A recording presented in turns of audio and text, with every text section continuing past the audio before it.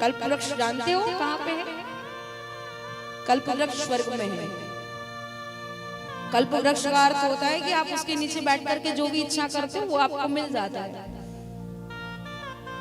चाहे आप उसमें धन मांगो, संपत्ति मांगो, कुछ अपना ऐश्वर्य मांगो, पद प्रतिष्ठा मांगो, जो भी आपको चाहिए सब कुछ आपको कल्प वृक्ष के नीचे बैठ करके मिलता है। वैसे ही वो कल्प वृक्ष तो स्वर्ग में है और एक कल्प वृक्ष हमारे आपके पास इस धराधाम पर भी है, इस भूलोक पर भी है, श्रीमद् भागवत महापुराण। अगर आप आस्था, विश्वास, प्रेम, समर्पित भाव के साथ प्रभु की कथा का अनुसरण करते हैं, प्रभु कथा श्रवण करते हैं ना, तो आपके जीवन में जो भी आप मांगना चाहते हो वो आपको अवश्य मिलेगा। ऐसा नहीं है कि नहीं मिलता है, मिलता है, थोड़ा समय लगेगा पर मिलेगा। कई लोग ये भी कह सकते हैं कि हमने अगले वर्ष भी कथा सुनी, हमने जो चाहा वो हमको नहीं मिला। इतनी जल्दी नहीं मिलता है। जो आप चाहते हो वो इतनी जल्दी आपको नहीं मिलेगा। साधारण सी बात में कहूँ तो भगवान के यहाँ देर है पर अंधेर नहीं है, समय लगता है पर मिलता जरूर है। और भगवान जब तक हमें कोई चीज नहीं देते तब तक हमारे अंदर पात्रता नहीं आती है। पात्रता का अर्थ, पात्र माने बर्तन। आप अगर किसी बर्तन में दूध रख रहे हैं, अगर वो बर्तन साफ नहीं है तो वो दूध फट जाएगा, बैठ जाएगा, खराब हो जाएगा। क्यों? क्योंकि पात्र अच्छा नहीं है, बर्तन अच्छा नहीं है। उसी प्रकार भगवान की कृपा हमें मिल रही है, भगवान की भक्ति हमें मिल रही है। हम जो चाहते हैं वो हमें भगवान देने वाले हैं, पर हम उतने अच्छे पात्र ही नहीं है तो फिर वो चीज हमको मिलनी असंभव है। इसीलिए हमारे अंदर वैसी पात्रता हो। प्रभु अपनी कृपा, भक्ति, लक्ष्मी, संपत्ति सब पात्र को देते, कुपात्र को नहीं देते। तो हम अभी पात्रता पाने के लिए यहाँ अग्रसर हैं, बैठे हुए हैं और आशा है कि जो हमें कहीं नहीं मिलता है ना वो हमें प्रभु की कथा सुनने से मिलता है। बोलो राधे राधे, जोर से कहिए राधे राधे।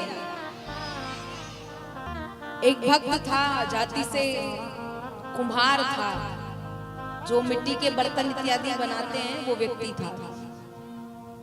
उसने नारद जी की भक्ति करी, नारद जी उसके ऊपर प्रसन्न हो गए। नारद जी से कहा, बोले नारद जी आपकी कुछ कृपा हो जाए। नारद जी ने कहा क्या चाहते हो? बोले जो आपके मन में हो, जो आप देना चाहते हो वही मुझे दे दो, मेरी ऐसी कुछ इच्छा नहीं है। नारद जी बोले अच्छा तो फिर चलो मैं तुम्हें कहीं घुमा करके लाता हूं। नारद जी उसे स्वर्ग लेकर के गए, उसे एक वृक्ष की छाव में, वृक्ष की छाया में, पेड़ की छाया में बिठा दिया। नारद जी बोले भगत जी तुम यहाँ पर बैठो और हम आते हैं। नारद जी उसे कल्प वृक्ष के नीचे बिठा करके गए थे, पर उसे नहीं पता था ये क्या है, बैठा है। नारद जी गए हैं, ये कहता है कितनी सुंदर हवा चल रही है, कितना अच्छा मौसम है। अगर यहाँ मेरा वो मिट्टी बनाने वाला चाक होता, चाक माने आप लोग समझ रहे हैं ना, इस पर बर्तन बनाते हैं। बोले अगर यहाँ मेरा वो चाक होता तो न जाने मैं कितने बर्तन बना लेता। ऐसा ही होता है। कल्प वृक्ष के नीचे बैठा है, इच्छा की है कि चाक होता, तत्काल चाक मिल जाता है। फिर कहता है मिट्टी और पानी भी होता तो बहुत अच्छा होता। मिट्टी भी आ गई, पानी भी आ गया। अब वो कहते हैं किस बात की देरी है, सारी चीज उपलब्ध हो चुकी है, प्रारंभ करो अपना काम। उसने तत्काल बर्तन बनाना प्रारंभ किया और महाराज एक नहीं दो नहीं, उसने सैकड़ों बर्तन बना दिए। नारद जी आए, बोले भगत जी ये सब क्या है? बोले अभी बातें मत कीजिए, अभी हम थोड़े किसी कार्य में व्यस्त हैं।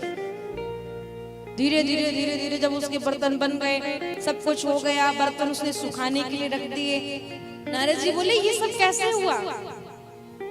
वो बोले हमने सोचा ही था कि चाक होता, मिट्टी होती, पानी होता तो न जाने कितने बर्तन बन जाते, कितना अच्छा मौसम है, कितना अच्छा आनंद आ रहा है।